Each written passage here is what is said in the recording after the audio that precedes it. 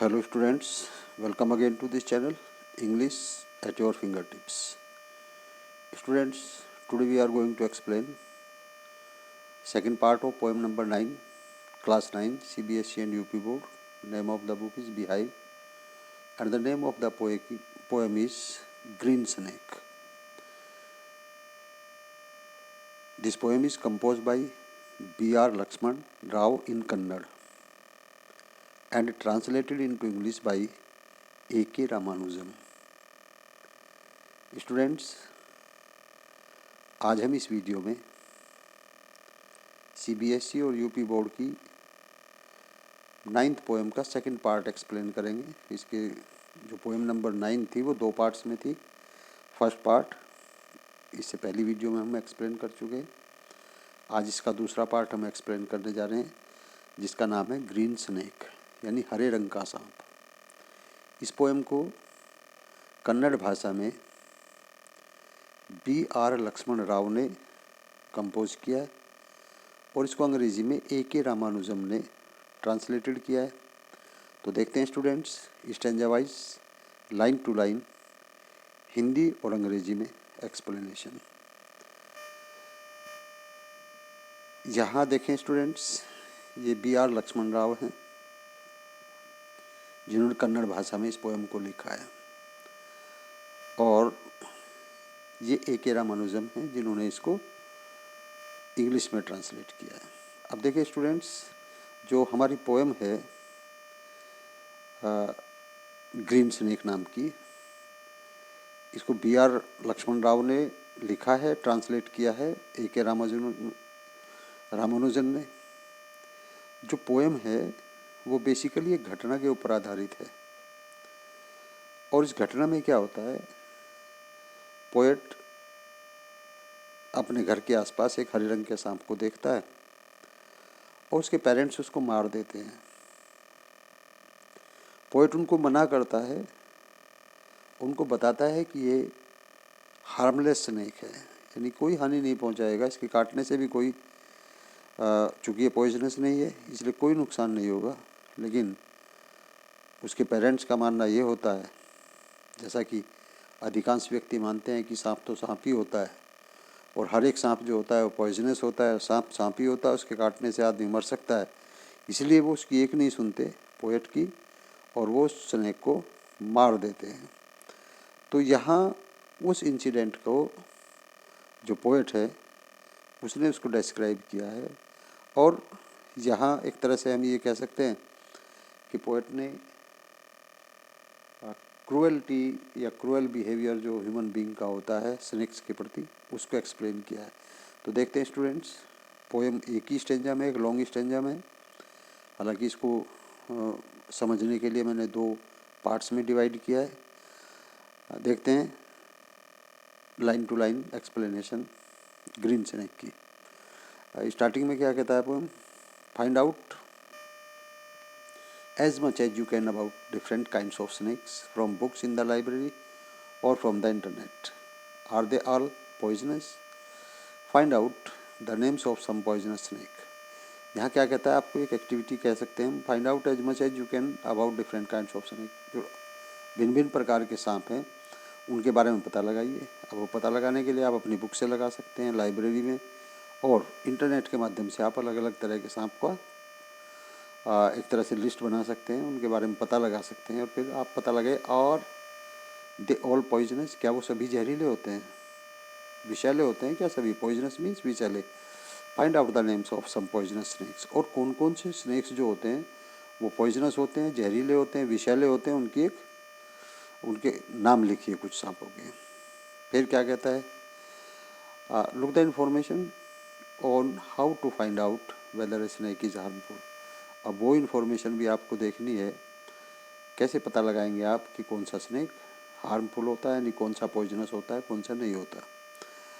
फिर क्या करना, as you know from previous lesson, अब इससे पहले लेसन में भी आपको पता चला है, यू हैव जस्ट रेड, जो अभी आपने पढ़ा है, there are people in our country who have traditional knowledge about snakes. इससे जो पहली पोएम थी, यानी इसी का जो फर्स्ट पार्ट था, जिसका नाम था द स्नेक ट्राइंग, तो उसमें दिया हुआ था कि ट्रेडिशनल नॉलेज क्या होती है स्नेक के बारे में, कि कोई भी स्नेक जो होता है हम उसको यही मान लेते हैं कि वो पॉइजनस होता है और वो हार्मफुल होता है। तो ये ट्रेडिशनल नॉलेज है। Who even catch poisonous snakes with practically bare hands, और कुछ तो ऐसे भी होते हैं प्रैक्टिकली जो बेयर हैंड से यानी खाली नंगे हाथ से ही सांप को पकड़ सकते हैं। Can you find out something more about them?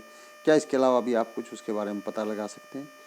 तो अब हम देखते हैं students, green snake. Early morning the day before yesterday, under a slab of stone, in a crack, eyes glittering, forked tongue licking and flashing, a frog swelling his belly, he lay there quietly, a baby snake, 2 hands long, a green snake. क्या कहता है? Early morning यानी सुबह सुबह की बात है। The day before yesterday, और कब की बात है? यस्टरडे मीन्स होता है कल स्टूडेंट्स, और डे बिफोर यस्टरडे मीन्स होता है परसों, यानी जो बीत गया है, यानी कल जो बीता यस्टरडे कल है उससे पहले दिन की बात है, यानी परसों की बात है। और कब की बात है? अर्ली मॉर्निंग यानी प्रातःकाल। यानी क्या कहता है पोएट? परसों प्रातःकाल की बात है। Under slab of stone, under means नीचे, स्लैब ऑफ स्टोन्स मीन्स पत्थर की एक स्लैब के नीचे, इन ए क्रैक, क्रैक मीन्स होता है दरार, पत्थर के नीचे एक दरार में, आइज मीन्स आंखें, ग्लिटरिंग मीन्स चमकती हुई आंखों वाला, फोर्क, फोर्क टंग, फोर्क टंग का मतलब हो जाए जिसकी जो जीभ होती है वो फोर्क होती है। देखें स्टूडेंट्स, सांप की जो जीभ होती है वो इस तरह की होती है, तो इसको हम क्या कहते हैं? फोर्क। यानी जो टंग होती है सांप की वो आगे से 2 हिस्सों में इस तरह से बटी हुई होती है, तो इसको हम क्या कहेंगे? इसको यहाँ पोएट ने कहा है फोर्क टंग। तो क्या कहता है poet? Early morning the day before yesterday, under A slab of stone, in A crack, eyes glittering, fork tongue, licking and flashing. licking means होता है चाटते हुए, फ्लैशिंग मीन्स चमकाते हुए। तो परसों सुबह एक पत्थर की स्लैब के नीचे दरार में, चमकती हुई आंखों वाला, 2 भागों वाली जीभ वाला, उसको लिकिंग करते हुए और फ्लैशिंग करते हुए, ए फ्रॉग स्वेलिंग हिज बेली, और ए फ्रॉग मीन्स एक मेंढक, स्वेलिंग मीन्स उभरा हुआ था, हिज बेली मीन्स उसके पेट में, यानी उसने किसी मेंढक का शिकार किया था। चूँकि मेंढक जो होते हैं वो, फ्रॉग जो होते हैं वो स्नेक के फूड होते हैं, तो उसने किसी फ्रॉग को स्वेल किया था, और उसको स्वेल कर जाने से, उसको निगल जाने से, स्वेलिंग यानी फूला हुआ था, हिज बेली मीन्स उसका पेट, तो मेंढक के कारण उसका पेट फूला हुआ था। और क्या था वो? ही ले देयर क्वाइटली, ही माने वह लेटा हुआ था, देयर क्वाइटली माने चुपचाप वहाँ लेटा हुआ था, ए बेबी स्नेक, वो सांप का एक बच्चा था, 2 हैंड्स लॉन्ग, और कितना था? 2 हाथ लंबा था, ए ग्रीन स्नेक, और कैसा था वो? हरे रंग का था। तो क्या इंट्रोडक्शन दिया है कि परसों सुबह की बात है, एक पत्थर की स्लैब के नीचे दरार में चमकीली आंखों वाला, 2 मुंही जीभ वाला, जिसको वो लिकिंग और फ्लैशिंग कर रहा था, और चूँकि उसने एक फ्रॉग को स्वेल किया था, निगल लिया था, इसलिए उसका जो बेली था, उसका जो पेट था वो बीच में से फूला हुआ था, और वो चुपचाप लेटा हुआ था। वो एक सांप का बच्चा था जिसकी लंबाई केवल 2 हाथ जितनी थी, और वो एक हरे रंग का सांप था। तो स्टूडेंट्स, ये इसका स्टार्टिंग का हाफ पार्ट है पोएम का। मैंने बताया था जैसा कि आपको कि पोएम एक लॉन्ग स्टेंजा है, लेकिन इसको मैंने थोड़ा सा अच्छे से समझ में आ जाए 2 पार्ट में डिवाइड किया। यदि हम स्टूडेंट्स देखें राइमिंग वर्ड्स, तो यहाँ yesterday, stone, crack, glittering, flashing, belly, quietly, long और स्नेक। तो हम क्या कहें कि पोएम में कोई भी राइमिंग स्कीम नहीं है। स्टूडेंट, जब कोई राइमिंग स्कीम नहीं होती पोएम में, तो उसको हम कहते हैं फ्री वर्ड्स में लिखा है। तो ये जो पोएम है ये क्या है? फ्री वर्ड्स में लिखी गई है, यानी इसमें किसी भी तरह की कोई राइमिंग स्कीम नहीं है। यदि स्टूडेंट्स हम देखें कि क्या किसी पोइटिक डिवाइस का इसमें यूज किया गया है, तो आप यहाँ कह सकते हैं स्लैब स्टोन, तो यहाँ एस जो हो रहा है वो रिपीट हो रहा है, तो एलिटेशन फिगर ऑफ स्पीच यहाँ पर कह सकते हैं। इसी तरह से यदि हम और देखते हैं तो यहाँ ही का यूज़ किया गया है, यानी स्नेक को ह्यूमन बीइंग मान लिया गया। चूँकि ही पर्सनल प्रोनाउन है, पर्सन के लिए इसका यूज़ किया जाता है, तो हम यहाँ कह सकते हैं कि पर्सोनिफिकेशन फिगर ऑफ स्पीच का यूज़ किया गया है। तो इस तरह से स्टूडेंट्स, इसमें कोई भी राइमिंग स्कीम है नहीं। और सेकंड लाइन जो इसकी पोएम की है उसमें एलिटेशन फिगर ऑफ स्पीच है, क्योंकि एस स्लैब ऑफ स्टोन में एस रिपीट हो रहा है। देखते हैं स्टूडेंट्स इसका बचा हुआ part. Poor thing, it is a green snake, still a baby, what harm can it do? I said. My father replied, a snake is a snake. And mother, that's where everyone walks. We don't need trouble. Kill it. I can't. I said. Father struck him with a piece of firewood, chased him outside, and killed him flat. अब उस सांप ने मेंढक को खाया हुआ था, वो चुपचाप लेटा हुआ था, बच्चा था, केवल 2 हाथ उसकी लंबाई थी। लेकिन पोएट क्या कहता है? Poor thing. ये पुअर थिंग का मतलब बेचारा, यानी कितनी अजीब बात है। It is a green snake, ये एक हरे रंग का सांप था। अब यहाँ पोएट ये कहना चाह रहा है कि जो हरे रंग का सांप होता है वो पॉइजनस नहीं होता, वो हार्मफुल नहीं होता। तो इसलिए वो कह रहा है कि ग्रीन थिंग, कि ये विचित्र बात थी, या इसको हम कह सकते हैं ग्रीन थिंग। पुअर थिंग का मतलब क्या रहा है? व्हाट ए पिटी, ये कह सकते हैं कि कितनी दया की बात है। पुअर थिंग, बेचारा। इट्स ए ग्रीन स्नेक, ये एक हरे रंग का सांप था। स्टिल ए बेबी, और दूसरी बात ये क्या थी? अभी भी ये बच्चा था। What harm can it do? I said, मैंने कहा ये तो क्या हानि पहुंचा सकता है? बच्चा भी है, हरे रंग का भी है। तो आई सेड, मैंने कहा कि ये बेचारा क्या हानि पहुंचा सकता है? लेकिन जब मैंने ऐसे कहा तो पोएट क्या कहता है? माई फादर रिप्लाइड, मेरे पिताजी ने आंसर दिया, ए स्नेक इज ए स्नेक, कि एक सांप तो सांप ही होता है, इससे क्या फ़र्क पड़ता है कि वो काला है, पीला है, या ब्राउन है, या किस तरह का है? उसने कहा, उसके फादर कहते हैं कि सांप तो सांप ही होता है।